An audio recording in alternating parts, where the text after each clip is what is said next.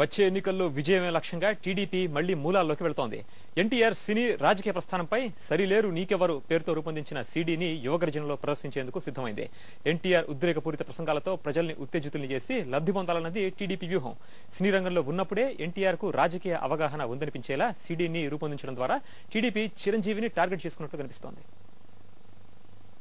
వచ్చే ఎన్నికల్లో గెలుపు సాధించాలంటే ఎన్టీఆర్ ఫ్యామిలీ అండ కంపల్సరీ అని భావిస్తున్న టీడీపీ అధిష్టానం ఇప్పటికే నందమూరి అందగాళ్లను రంగంలోకి దింపింది. దీంతో పాటు టీడీపీ పట్ల ప్రజలు ఆకర్షితులవ్వాలన్నా, దాన్ని ఓట్లుగా మలుచుకోవాలన్నా ఎన్టీఆర్ నటించిన సినిమాలు కీలకమని భావించిన పార్టీ అధినేత చంద్రబాబు ఎన్టీఆర్ నటించిన సినిమాల్లోని అద్భుతమైన సీన్లు, పాటలతో సరిలేరు నీకెవ్వరు అన్న సీడీని రూపొందించారు.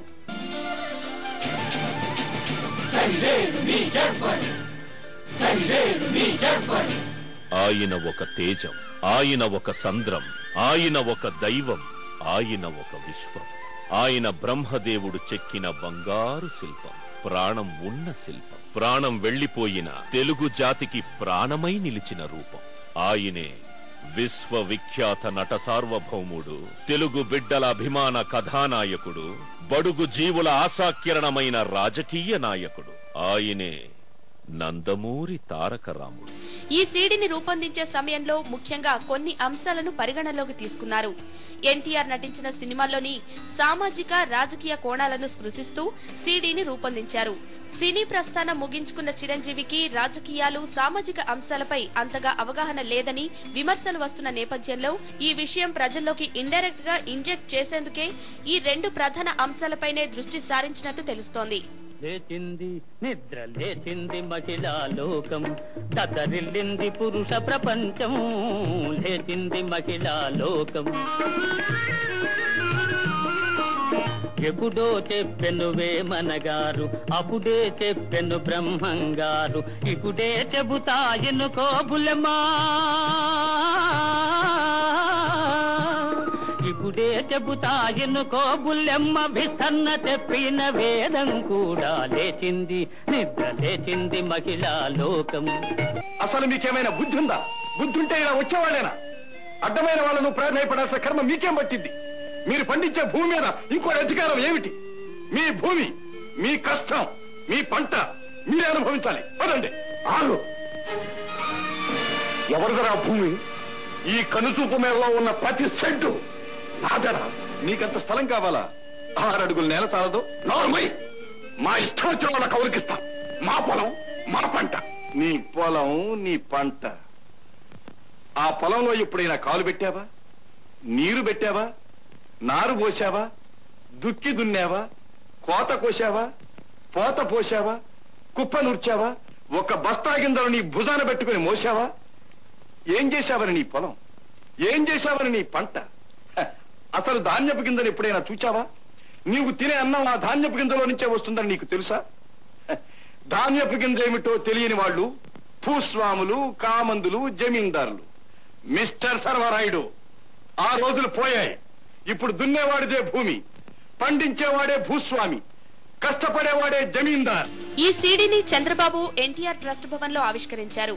విలేకరుల సమావేశంలో సీడీని ప్రదర్శించారు. ఈ సందర్భంగా ఎన్టీఆర్ నటించిన కొన్ని శృంగార సన్నివేశాలు ఎప్పుడూ సీరియస్ గా ఉండే చంద్రబాబుకు నవ్వు తెప్పించాయి. ఆ తర్వాత మీడియాతో మాట్లాడిన చంద్రబాబు సినీ రంగంలో ఉన్నప్పుడే ఎన్టీఆర్ కు సామాజిక, రాజకీయ రంగాలపై అవగాహన ఉందనడానికి ఈ చిత్రాలే నిదర్శనమన్నారు. నేను చెప్పేది ఏమిటంటే, మీ అమాయకత్వాన్ని అవకాశంగా తీసుకునే నిరంకుశవాదులు మిమ్మల్ని దోచుకుంటున్నారు, మీ చేత వెట్టి చాకిరీ చేయిస్తున్నారు. కాబట్టి కామ్రేడ్స్, నేను చెప్పేది ఏమిటంటే, మీరందరూ ఏకం కావాలి. మీ హక్కులకై మీరు పోరాడాలి, సాంఘిక న్యాయం సాధించాలి. కాబట్టి కామ్రేడ్స్, నేను చెప్పేది ఏమిటంటే, 10 మంది చేయవలసిన పని ఒక్కరి చేత చేయించి మీ కార్మిక శక్తిని దోచుకుంటున్నారు. ఇది అన్యాయం.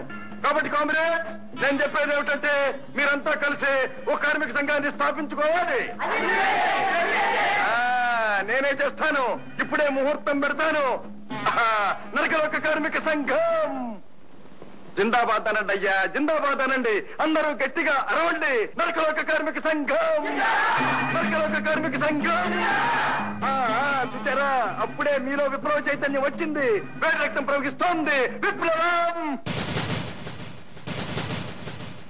అనండి అయ్యా.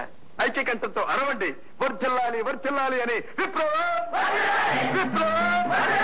ఎన్టీ రామారావు గారు సినిమా రంగంలో ఉన్నప్పుడు కూడా సమాజం కోసం చిత్రాలు తీయడం, ఒక విధంగా కళామ తల్లికి సేవ చేస్తూనే ప్రతి ఒక్క పిక్చర్లో కూడా మీరు చూస్తే ఆయన ఒక సందేశాన్ని ఇచ్చారు.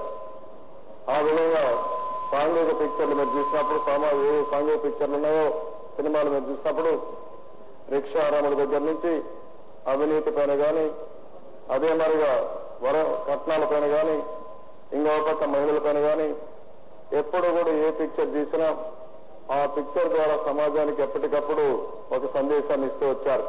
ఈ సీడీని యువగర్జనలో ప్రదర్శించడమే కాకుండా రాష్ట్ర వ్యాప్తంగా దీన్ని ప్రచారం చేసి వచ్చే ఎన్నికల్లో లబ్ధి పొందాలని టీడీపీ భావిస్తోంది. మరోవైపు యువగర్జన సభ ద్వారా బాలయ్యబాబు ఫ్యాన్స్ సత్తా చాటాలని అభిమానులు ఆరాటపడుతున్నారు.